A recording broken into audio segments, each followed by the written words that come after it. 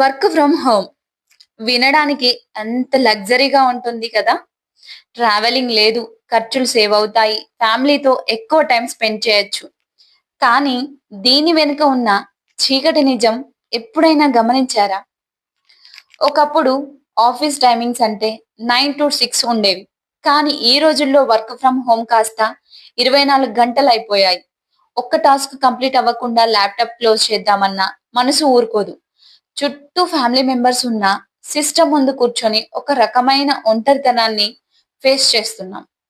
అస్సలు మనం పని చేస్తున్నామా లేక పనే మనల్ని లాక్కెళ్తుందా అర్థం కానంతగా మైండ్ అనేది అలసిపోతుంది.